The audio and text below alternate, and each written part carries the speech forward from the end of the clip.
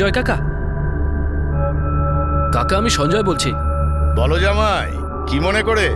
কাকা কিছু টাকা দরকার ছিল, আর্জেন্ট। কত টাকা চাই? 3000 টাকা। ঠিক আছে, বাড়িতে এসে নিয়ে যাও। হ্যাঁ, কিন্তু কাকা আমি এখন ডিউটিতে আছি। আপনি রানী ময়দানে টাকাটা দিতে পারবেন? আমি ওখানেই ওয়েট করছি। ঠিক আছে, আমি 10 মিনিটের মধ্যে পৌঁছে যাচ্ছি ওখানে। হ্যাঁ, হ্যালো, সব ঠিক আছে তো বাবা? হ্যাঁ কাকা, সব ঠিক আছে। আর সাক্ষী সাক্ষী ঠিক আছে তো? খুব ভালো আছে, কোনো ঝামেলা নেই। আপনি তাহলে রানী ময়দানে চলে আসুন। আচ্ছা ঠিক আছে। আরে ঠিক করে ওটা কি পড়া? এই যে শুনছো, হ্যাঁ একটা কাজ করো। হ্যাঁ বলো। 1000 টাকা দাও তো, ওই সাক্ষীর বরকে দিতে হবে। এত রাতে? জানি না, কিছু একটা আর্জেন্ট ব্যাপার বলছিল। বিরাজ, তুইও চল আমার সাথে, স্কুটার বার কর। ঠিক আছে। 10 মিনিটে রানী ময়দানে আসছে। তুমি তৈরি তো সাক্ষী? হ্যাঁ।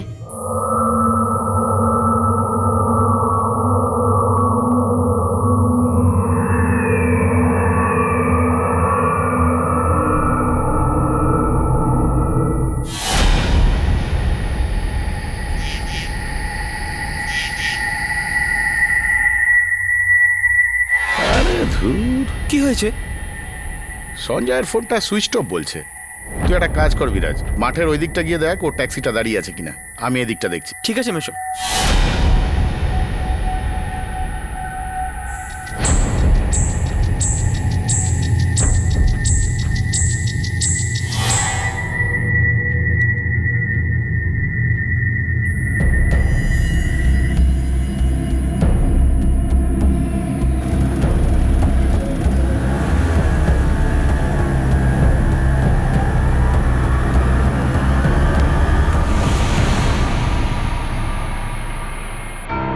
পুরো 1 ঘন্টা অপেক্ষা করার পরেও যখন বিরাজের মেশো বিজয় যাদব ফিরে আসেন না, বিরাজ তখন বাড়ি চলে আসে আর সে তার মাসি সরিতাকে পুরো ঘটনাটা বলে। বিজয় যাদবের সেলফোন বন্ধ ছিল। এটা খুব আশ্চর্যের বিষয় ছিল, কারণ সাক্ষী বিজয় যাদবের নিজের ভাইজি ছিল আর সঞ্জয় তার স্বামী। সঞ্জয় আর সাক্ষীর সেলফোনও বন্ধ ছিল। সারা রাত অপেক্ষা করার পরে সরিতা আর বিরাজ সঞ্জয়ের বাড়িতে চলে যায়।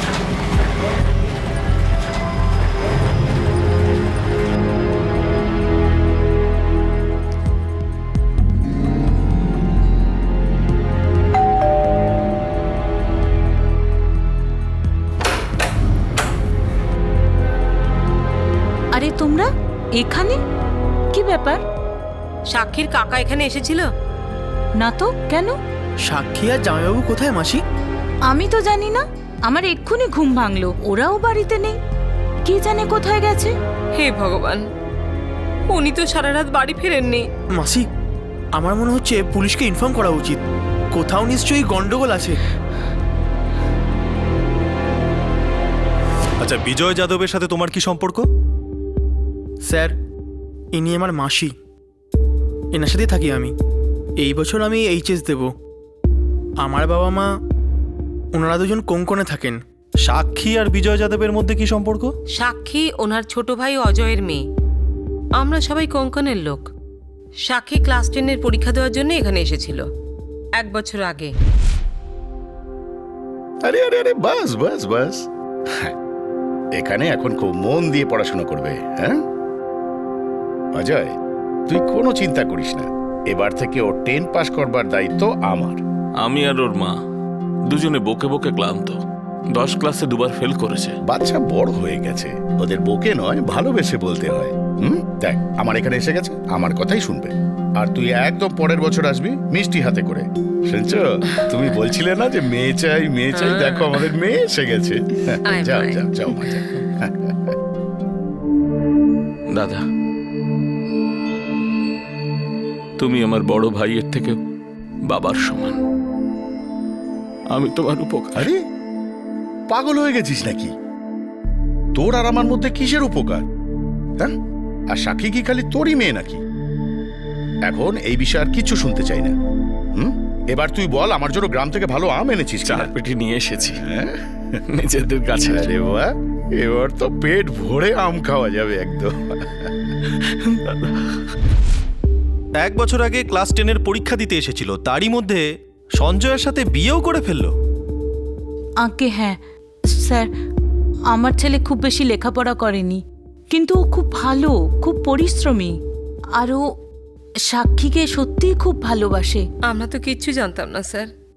আমার স্বামী অনেক টাকা খরচা করে ওকে টিউশন ক্লাসে ভর্তি করেছিল। আমাদের তো ধারণা হয়েছিল সাক্ষী রোজ টিউশন ক্লাসেই যেত।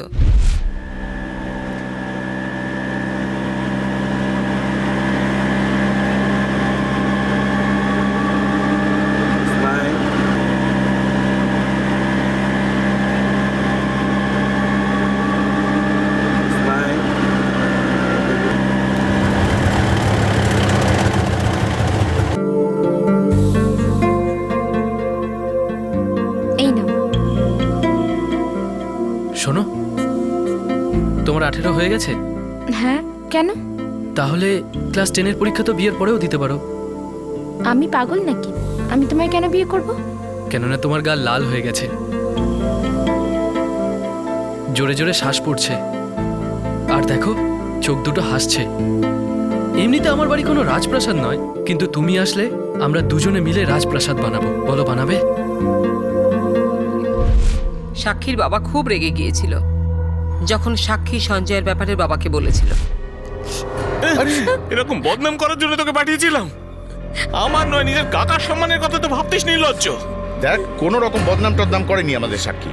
বদনাম হয় কখন? যখন কেউ খারাপ কাজ করে তখন। আর এরকম কোনো খারাপ কাজও করেনি। সাক্ষী মা, এরকম কোনো খারাপ কাজ তুমি করোনি, তাই না? কাকা, আমি সত্যি ওকে ভালোবাসি আর বিয়ে করতে চাই।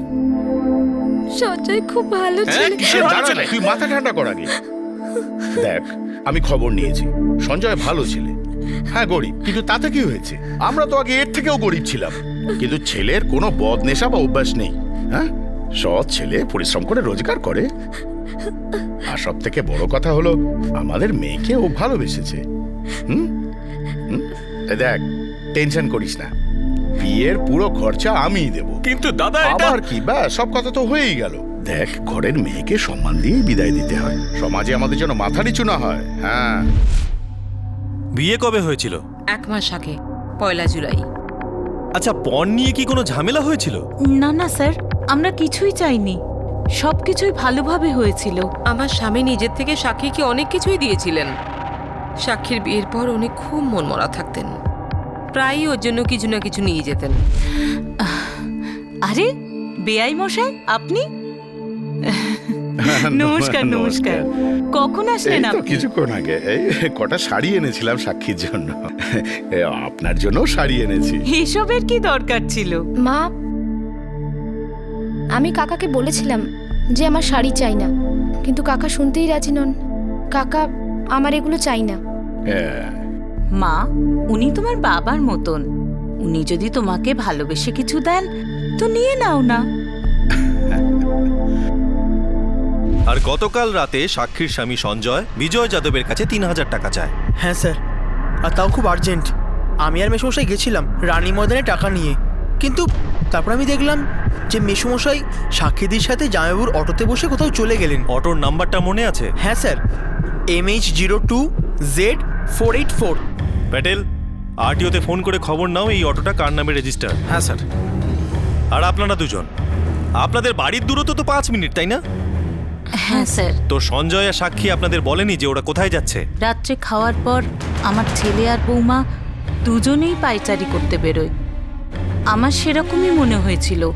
তারপর আমি ওষুধ খেয়ে শুয়ে পড়ি। সরিতা দেবী, এর আগে সঞ্জয় আপনার কাছে কখনো টাকা চেয়েছিল? কখনো না, এটাই প্রথমবার। আমার ছেলের আত্মসম্মান বোধ আছে, ও কখনো কারোর কাছ থেকে টাকা ধার করেনি। জানি না কেন হঠাৎ করে পিআই মশাইয়ের কাছে 3000 টাকা ধার করতে হলো। সব জানতে পেরে যাবেন। প্যাটেল, সাক্ষী, সঞ্জয় আর বিজয় যাদব, 3 জনের লেটেস্ট ফটোগ্রাফ এদের কাছ থেকে নিয়ে নেবে। 3 জনের মোবাইল নাম্বারে ট্র্যাকিং শুরু করো, আর 3 জনের মিসিং কমপ্লেনও লিখে নাও। হ্যাঁ স্যার, চলুন আমার সাথে আসুন।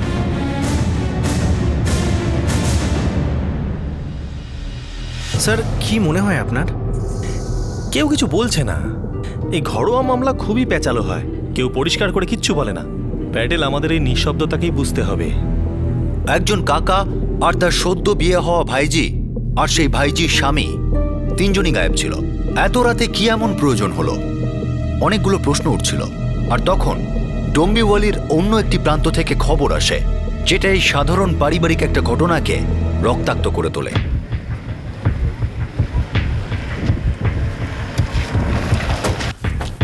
স্যার কি এইদিকে হয়েছে? আসুন।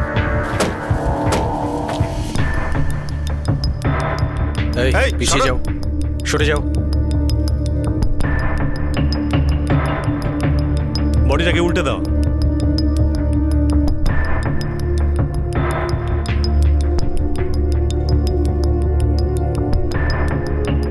স্যার আইডেন্টিফিকেশন করার মতো কিছু পেলাম না, মুখটা পুরো বিকৃত হয়ে গেছে। বডিটা পোস্টমর্টমের জন্য পাঠিয়ে দাও। ব্রেন হ্যামারে যে মৃত্যু হয়েছে, পাথর দিয়ে মাথা ফাটানো হয়েছে, তারপর মুখটা বিকৃত করেছে। যাতে লাশটা কেউ চিনতে না পারে। হত্যা করার আগে ভিকটিমকে প্রচণ্ড মারধর করা হয়েছে, আঁচড়ানো হয়েছে। এটা ঘুষির দাগ, আর এইগুলো নখের দাগ রয়েছে। নর্মালি ছেলেদের নখ এত বড় হয় না। মানে এই মার্ডারের পেছনে একজন মহিলাও জড়িত। স্যার জামা কাপড় পুরো ছিঁড়ে গেছে, আর গতকাল বিজয় যাদব যা পড়েছিলেন তার সাথে মিলে যাচ্ছে। আচ্ছা ডক্টর, এই ভিকটিমের বয়স কত হবে? মোটামুটি 40 থেকে 45। বিজয় যাদবের বয়সও 45-এর কাছাকাছি।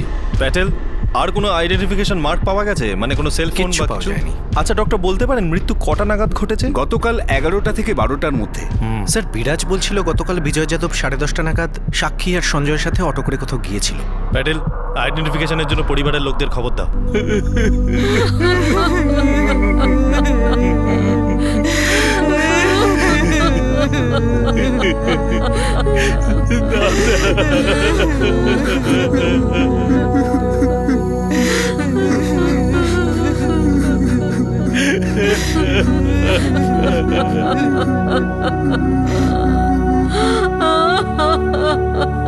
বলো হরি বলো হরি বলো হরি বলো হরি বলো হরি। স্যার সাক্ষী আর সঞ্জয়ের সেলফোন এখনো অফ আছে, আর এটাও জানা গেছে যে সঞ্জয় কোনো ভাড়ার অটো চালাতো। না না সাহেব, বিয়ের আগে সঞ্জয় অটো চালাতো, বিয়ের পরে অটো চালানো বন্ধ করে দিয়েছিল, আর সুপার কুল ট্যাক্সি সার্ভিসে চাকরি করছিল। তাহলে সেই অটোটা কার ছিল যেটা বিরাজ দেখেছিল? স্যার আরটিওর সাথে কথা হয়েছে, বিকেলের মধ্যে সব ডিটেল পাওয়া যাবে। ঠিক আছে, এনারা যে মিসিং এর কমপ্লেন লিখেছে সেটাকে আপডেট করে দিও। সঞ্জয় আর সাক্ষীর ওপর কিডন্যাপিং, মার্ডার আর ক্রিমিনাল কনস্পিরেসির চার্জ দিয়ে দাও। Okay sir. স্যার আমার মেয়ে নিজের কাকার অপহরণ আর হত্যা কেন করতে যাবে? ওর জন্য দাদা সেই সব করেছিল যা আমি হয়তো কোনোদিন করতে পারতাম না। একটা কথা কি জানেন, অপরাধের বীজ কিন্তু পরিবারের ভেতরেই লুকিয়ে থাকে। কিন্তু আমাদের পরিবারে তো এরকম কিছু ছিল না স্যার।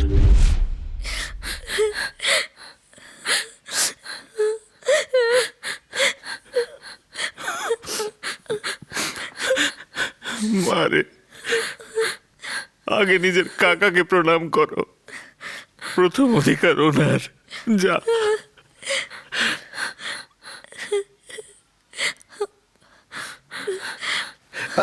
ব্যাস ব্যাস মা, ব্যাস। আমাদের পরিবারের মধ্যে সম্পর্ক চিরদিনই থাকবে। আমাদের মধ্যে এই সম্পর্ক এখনো শেষ হয়নি মা। এ তো একটা নতুন সূচনা। এছাড়াও তোকে কখনো একলা হতে হবে না। তোর এই কাকা ছায়ার মতো তোর সঙ্গে সব সময় থাকবে, বুঝেছিস? আমার সাক্ষী আমার দাদার খুব সম্মান করতো সাহেব। সেটা তো কিছুদিনের মধ্যেই জানা যাবে কী কারণে সম্মান ঘৃণায় পরিণত হলো। দেখুন, এই মার্ডার 3000 টাকার জন্য হয়নি। সঞ্জয় এবং সাক্ষী ছাড়াও আরো অনেকে এর সাথে জড়িত। কিন্তু কেন সাহেব? দাদা তো কোনোদিন কারোর কোনো ক্ষতি করেনি, সর্বদাই ভালো করত। আমার মনে হচ্ছে ওই সঞ্জয় কিছু চাল চেলেছে, আমার সাক্ষীকে ফাঁসিয়ে দিয়েছে। সেটা খুবই তাড়াতাড়ি জানা যাবে। পুলিশ সাক্ষী আর সঞ্জয়কে সন্দেহ করে যে তারা সাক্ষীর বাবার মতো কাকা বিজয় যাদবকে খুন করেছে, কিন্তু এই খুনের পিছনে কোনো মজবুত কারণ পাওয়া যাচ্ছিল না। এই কেসটার পাতা এক একটা করে উল্টাতে থাকে যখন পুলিশ জানতে পারে ওই অটোটা কোথায় আছে।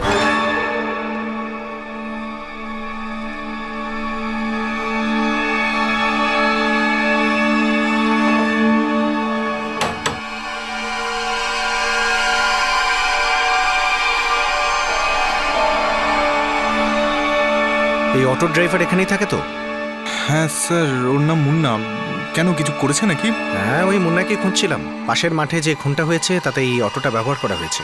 মুন্না এখন বেপাত্তা। হ্যাঁ স্যার, পাড়াতেও সবাই এই কথাটাই বলাবলি করছিল। কি কথা বলছিল? এটাই যে সঞ্জয় আর সাক্ষীর সঙ্গে সঞ্জয়ের ওই 3 বন্ধু, তারাও এখনো পর্যন্ত বাড়ি ফেরেনি। একজন তো অভিষেক, ওই কেরানির ছেলে, আর একজন জাভেদ, ওই মেকানিক, আর একজন তো জয়, ও কলেজে পড়ে। আর এই অটো ড্রাইভার মুন্না? সঞ্জয় আর মুন্না একটা সময় 50-50 অটো চালাতো, মানে একটা শিফটে এ আর একটা শিফটে ও। এখন শুধু মুন্নাই অটো চালায়। ওই তো মুন্না আসছে। তাহলে তুমি মুন্না? হ্যাঁ সাহেব। সঞ্জয় কোথায় আছে? সেটা তো ঠিক জানি না সাহেব। বল সঞ্জয় কোথায়? সাহেব আমি সত্যি বলছি সাহেব, আমি কিচ্ছু জানি না সাহেব। বিজয় যাদবের কিডন্যাপিং এ তোর অটো ব্যবহার হয়েছে, যেটা সঞ্জয় চালাচ্ছিল। বাঁচতে চাস তো বলে দে সঞ্জয় কোথায়, না হলে তোর রিক্সা চালানোর ব্যবস্থা স্বর্গে আমরা করে দেবো। আমি জানি না সাহেব, সঞ্জয় আমার অটো নিয়ে কোথায় গিয়েছিল। যখন থেকে ওই লাইন ছেড়ে দিয়েছে তখন থেকে ওর সঙ্গে দেখাই হয়নি। পরশুদিন রাতে হঠাৎ আমার বাড়িতে আসে সাহেব, আর ওর সঙ্গে ওর বউ সাক্ষীও ছিল সাহেব। আরে সঞ্জয়, বৌদি, এসো ভেতরে এসো। আরে না না মুন্না, অন্য কোনো দিন আসবো। আমি তোর অটোটা চাই। কেন, আবার কি অটো লাইনে ফিরে আসার ইচ্ছা? আরে না না, আমি ট্যাক্সি চালিয়ে ভালো আছি, শুধু এখন একটু দরকার আছে। তোর বৌদিকে একটু ঘুরতে নিয়ে যাব। হ্যাঁ নিয়ে যা, এই নে চাবি। ঠিক আছে মুন্না, পরে দেখা হবে। আরামসে, কোনো তাড়া নেই। সকালেও যদি গাড়ি দিয়ে যাস তাহলেও চলবে। এমনিতে আমার এখন ঘুম পাচ্ছে, আমি শুতে যাচ্ছি। আচ্ছা চল চল চল। চল চল চল। ফের গাড়ি তোর কাছে আসলো কি করে? সাহেব আমার মনে হয়েছিল ওর সকালে গাড়ি দিয়ে যাবে, কিন্তু ওর রাত প্রায় তখন 12টা থেকে 12:30টার মধ্যে গাড়ি দিয়ে চলে যায় ও। আরে সঞ্জয়, মুন্না এই নে চাবি। তুই তো বলি সকালে দিয়ে যাবি। না মুন্না, ওই আমাদের কাজ হয়ে গেছে। কাজ হয়ে গেছে?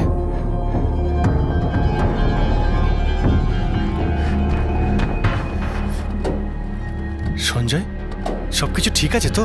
হ্যাঁ হ্যাঁ, সব ঠিক আছে। আচ্ছা আমি আসি।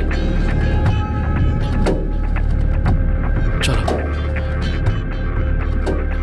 এছাড়া আমি আর কিছুই জানি না সাহেব। ভেবে দেখ মুন্না, শেষ সুযোগ দিচ্ছি তোকে। আমি দিব্যি খেয়ে বলছি, মায়ের দিব্যি বলছি সাহেব, আমি এই ব্যাপারে কিছুই জানি না সাহেব। স্যার, সাক্ষীর ফোন অন হয়েছিল বিঠ্ঠলনগর বাস স্ট্যান্ডের ধারে হরিওম গেস্ট হাউস। লেডি কনস্টেবলও সাথে নিয়ে নাও। স্যার।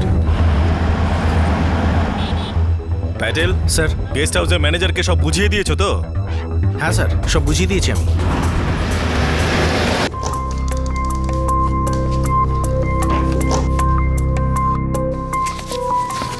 অভিষেক, তোর সাতারার টিকিট।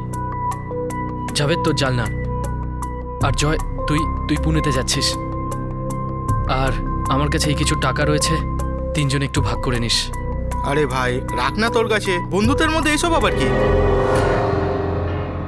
আমার জন্যে তোমরা সবাই ফেঁসে গেলে না? আরে কি বলছো বৌদি? আরে তুমি আমাদের 3 জনকে রাখি পরিয়েছো। হ্যাঁ জাভেদ, কিন্তু আমাদের প্ল্যানে এই সব কিছু তো হওয়ার ছিল না। প্ল্যানিংয়ে একটু 19-20 হয়ে থাকে। বিরাট যদি ওখানে না আসতো তাহলে এতক্ষণ আমরা বাড়িতে বসে থাকতাম। যে কাজটা করা ছিল সেটা তো হয়ে গেছে, ব্যাস এখন যা হবে দেখা যাবে। সঞ্জয়, এবার তোদের প্ল্যানটা কি? আমি জেলেন্দারের টিকিট কেটেছি। ওখানে আমার একটা বন্ধু আছে, ট্যাক্সি চালায়। ও বলল তুই এখানে চলে আয়, আমি সব দেখে নেব। চল ভাই, ট্রেনের টাইম হয়ে গেল, এবার বেরোই। কে জানে আবার কবে দেখা হবে। ঠিক আছে ভাই, ঠিক আছে।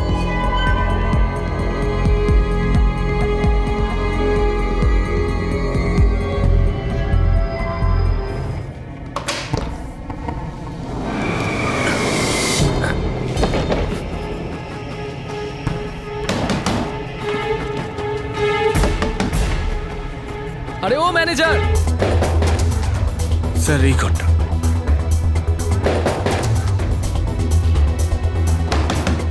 ম্যানেজার সাহেব, ও ম্যানেজার সাহেব, আরে দরজাটা খুলুন। দরজা কেন বন্ধ করেছেন? ম্যানেজার সাহেব!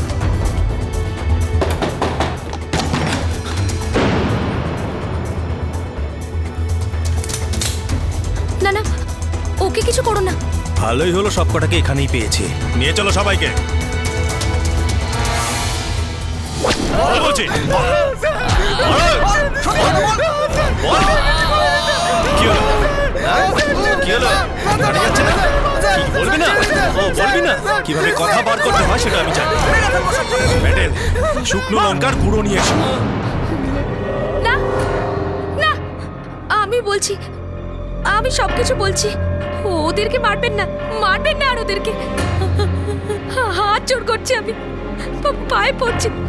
যা কিছু হয়েছে সব আমার জন্য। ওদের ছেড়ে দিন, ওদের কিছু করবেন না। অনেক জিজ্ঞাসাবাদ করার পরেও সঞ্জয় আর তার 3 জন ঘনিষ্ঠ বন্ধু বিজয় যাদবের খুনের ব্যাপারে মুখ খুলতে রাজি হচ্ছিল না। কিন্তু তাদের যন্ত্রণাকাতর চিৎকার শুনে সাক্ষীর মুখ খুলে যায়। সাক্ষী পুলিশকে জানায় যে কিভাবে বিজয় যাদবকে খুন করা হয়, কিন্তু যখন খুনের কারণটা সাক্ষী পুলিশকে জানায় তখন পুলিশও সেটা শুনে হতবাক হয়ে যায়।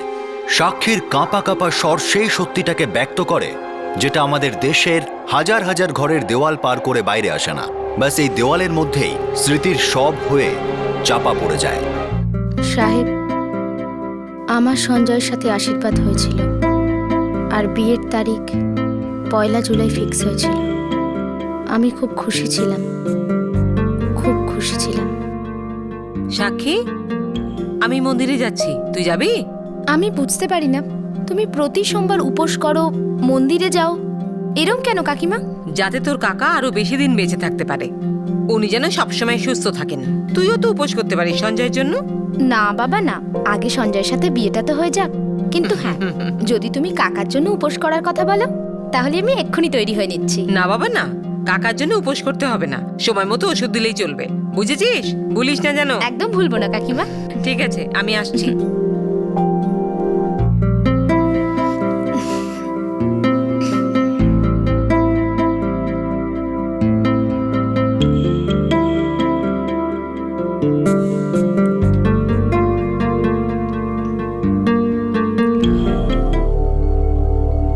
কাকার ওষুধ। কাকা, তোমার ওষুধ। আরে তুই আবার আনতে গেলি কেন? আমিই তো নিয়ে নিতাম। কাকিমা আমায় বলে গেছে তোমায় যেন সময় মতো ওষুধ দিয়ে দিই। বিরাজ আর রাজু কোথায় গেছে? সেই ক্রিকেটের ভূত, তাই না? ওহো কাকা, ওরা দুজন তো টুপিও পরে যায়নি। এই নাও।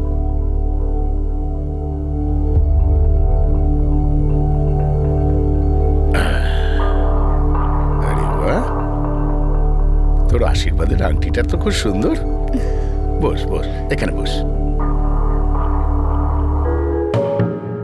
খুব সুন্দর, তাই না? হ্যাঁ, খুব সুন্দর। কাকা, হুম, কি করছো তুমি? সুন্দর, তাই না? কাকা, সুন্দর, তাই না? কাকা ছাড়ো, ছাড়ো আমায়। কাকা এটা সুন্দর। কাকা এটা কি করছো তুমি? এখন যা করবো আমাদের দুজনের মধ্যেই থাকবে।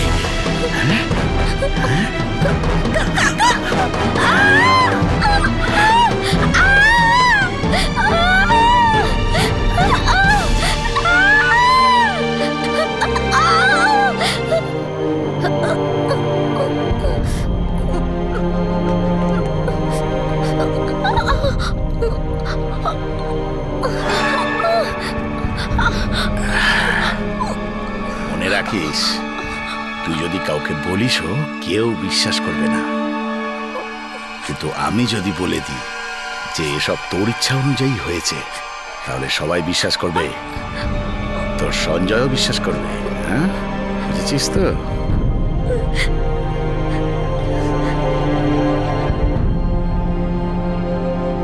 আমার মনে হয়েছিল এটা সত্যি একটা নোংরা স্বপ্ন, যেখানে আমার নিজের কাকা আমাকেই নোংরা করে দিয়েছিল। আমায় ধর্ষণ করা হয়েছিল সাহেব। আমি মনে মনে ভাবতে থাকলাম যে এবার এই স্বপ্নটা শেষ হবে, এবার উঠবো, এবার উঠবো। কিন্তু এরকম হলো না সাহেব। এই খারাপ স্বপ্নটা চলতে থাকলো, 3 মাস পর্যন্ত চলতে থাকলো সাহেব। বিজয় তার ছোট ভাই অজয়ের মেয়ে সাক্ষীকে দিনের পর দিন ধর্ষণ করেছিল। ছোট ভাই অজয় নিজের মেয়ে সাক্ষীকে বিজয়ের হেফাজতে রেখে গিয়েছিল। সাক্ষী বিজয়কে নিজের বাবার চেয়েও বেশি সম্মান করত। 2 মাস পর সাক্ষীর বিয়ে হওয়ার কথা ছিল, আর সেই সময়ে বিজয় যাদব নিজের বিকৃত মানসিকতা প্রকাশ করে ফেলে। সেই দিন থেকে শুরু করে সাক্ষীর বিয়ের 2 দিন আগের রাত পর্যন্ত বিজয় যাদব বারবার নিজের ভাইজিকে হুমকি দিতে থাকে, তাকে অসাড় আর বাক্যহীন করে দেয়। ওয়েলকাম টু বিটেন world. How may assist you? নতুন ফ্ল্যাটের জন্য একটা স্ট্যান্ড ফ্যান আর কুলার নেব। এই পচা গরম থেকে একটু স্বস্তি চাই। বাজার চলতে সব ব্র্যান্ড আর ভরসাযোগ্য নয়। তার জন্য তো আমাদের ফ্যান আছে, all purpose bullet table fan, ceiling fan. আমাদের সিলিং ফ্যান কিন্তু 30 মাসের ওয়ারেন্টি সহ পাওয়া যায়। আছে ফারাটা 2 বছরের ওয়ারেন্টি, 17 থেকে 20 মিটার এয়ার ফ্লো, মধ্যবিত্তের সাধ্যের মধ্যে একমাত্র ভরসাযোগ্য ব্র্যান্ড বিটেন। আমাদের কুলারের কিন্তু অনেক range, 45 litres, 50 litres, 70 litres, 90 litres, 110 litres. Honeycomb সহযোগে বিটেনের সব কুলারের ওয়ারেন্টি 1 বছর। চেনা হাওয়ায় অচেনা অনুভূতির জন্য একমাত্র আদর্শ বিটেন। গরমে স্বস্তি পেতে বিটেনের ফ্যান হোক বা কুলার আজই আনুন বাড়িতে। Beaten, digitally yours. সাক্ষী এই জঘন্য ঘটনার ব্যাপারে কাউকে কিচ্ছু বলতে পারে না, বাস অপেক্ষা করতে থাকে যে কবে ওর বিয়ে হবে আর কবে এই ভয়ঙ্কর আতঙ্কের থেকে মুক্তি পাবে। কিন্তু না, ব্যাস মা, ব্যাস। আমাদের মধ্যে এই সম্পর্ক এখনো শেষ হয়নি মা। তোর এই কাকা ছায়ার মতো তোর সঙ্গে সব সময় থাকবে, বুঝেছিস?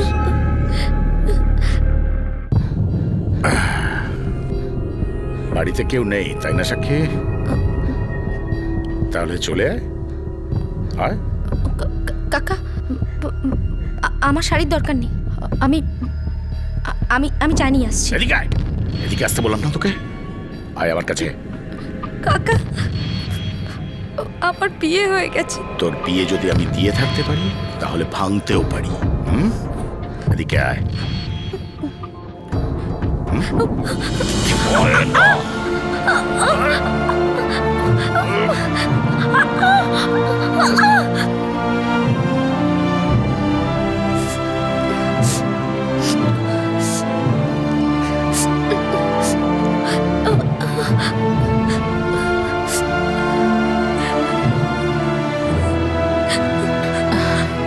আরে বেআই মশাই, আপনি?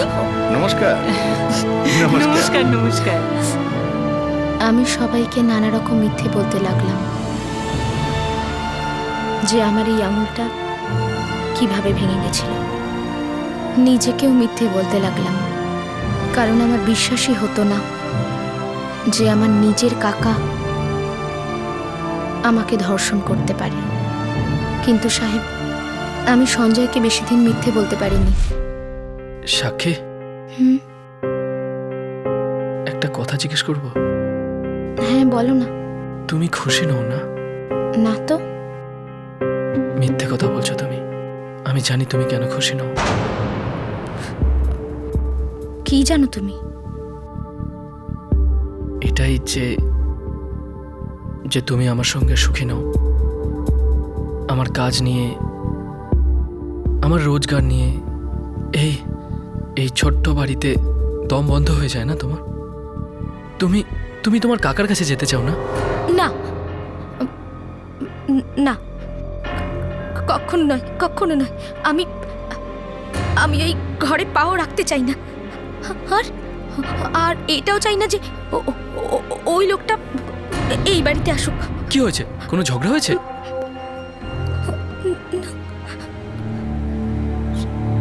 সব শেষ হয়ে গেছে। সাক্ষী, সাক্ষী, আমাকে বলো সবকিছু। আমাকে বলো না, আমাকে বলো না সবকিছু। সঞ্জয় ও আমার কাকা নয়, ও তো একজন রাক্ষস।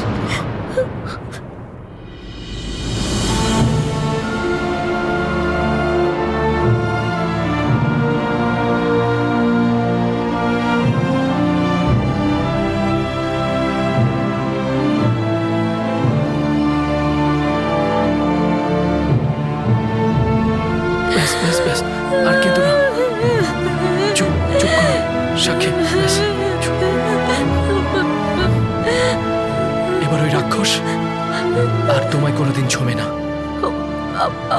আমরা অনেক দূরে চলে যাব। ওই অনেক দূরে যাবে, আর এত দূরে যেখান থেকে কেউ কোনোদিন ফিরতে পারে না। না না, তুমি চিন্তা করো না সাক্ষী, কিচ্ছু হবে না, আমি সব সামলে নেব। সাহেব, সাক্ষী আমার 3টে বন্ধুকেই রাখি পড়ায়। যখন এই 3জনকে আমি ওই কথাটা বললাম, তখন এই 3জন প্রতিজ্ঞা করলো যে বিজয় যাদবকে যে করে হোক মারবই।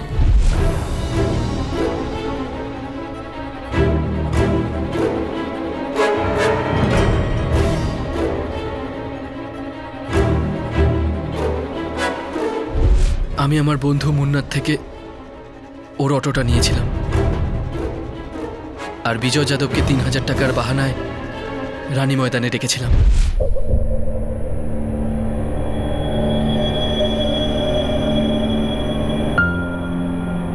বাস বাস বাস, এইখানে দাঁড়া। বিরাট সঙ্গে আসাতে সব গন্ডগোল হয়ে গেল, কিন্তু তাও আমরা কোনো মতেই পিছু হটলাম না।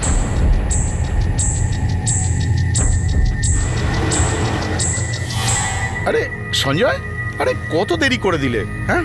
আর এ কি, তুমি আবার রিক্সা চালানো শুরু করেছো? সাক্ষী, তুই কেন এসেছিস? তোদের সব ঠিক আছে তো? কাকা, তুমি অটোতে বসো না, তোমার সাথে কথা আছে। কি কথা আছে? এসব কি চলছে তোমাদের মধ্যে? ছাড়।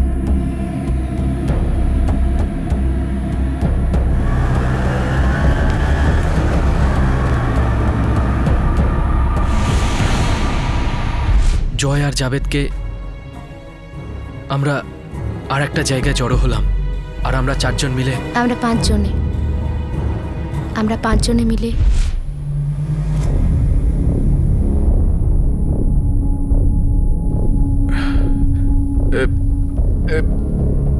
এসব এসব কি কি হচ্ছে? হ্যাঁ হ্যাঁ সাক্ষী, তুই এদের কিছু বলেছিস? না কাকা, তুমিই বলো। যার জন্য তুমি আমাকে হুমকি দিতে, সেই কথাটা এবার সঞ্জয়কে বলে দাও। কোন কথা মা? মেয়ে, শালা জানোয়ার, এখন মেয়ে বলছিস আমাকে? বল আমার স্বামীকে, বল আমার ভাইদের যে তুই আমার রেপ করেছিলি। জানোয়ার, কিভাবে তুই আমাকে হুমকি দিতিস?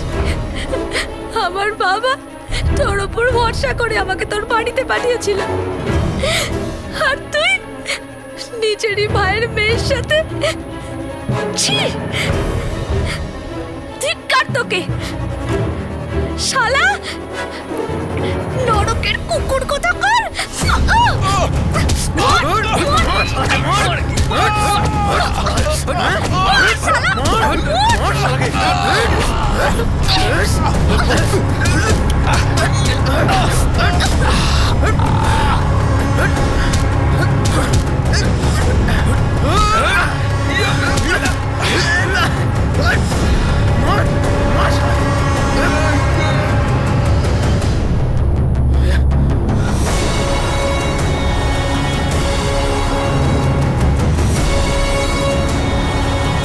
সঞ্জয়, তোরা চলে যা, আমরা এর মুখটাই বিগড়ে দিয়ে আসছি।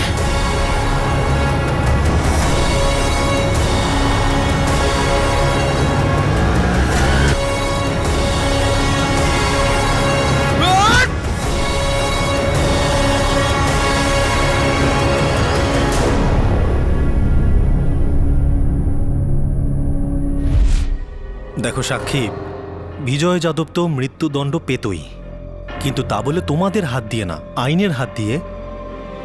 কিন্তু সাহেব, আইন বিজয় যাদবকে কখনো মৃত্যুর শাস্তি দিত না।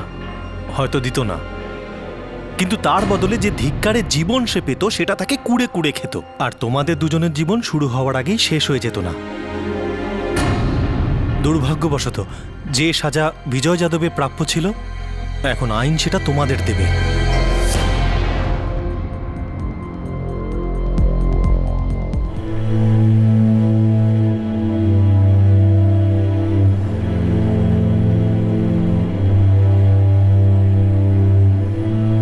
বাবা, তোমার মনে হয় মিথ্যে বলছি তাই না? কাকা তো তোমার কাছে দেবতার মতো ছিল। তুমি হয়তো ভাবছো যে আমি কোনো দোষ করেছি, তাই না বাবা? আরে একবার তো বলে দেখতিস। তুমি মন থেকে বলছো না তাই না? সেই জন্যই তো চোখ মেলাতে পারছো না আমার সাথে। কাকা আমাকে ঠিকই বলেছিল, কেউ আমার কথা বিশ্বাস করবে না, বলে কোনো লাভই নেই। এই চল চল।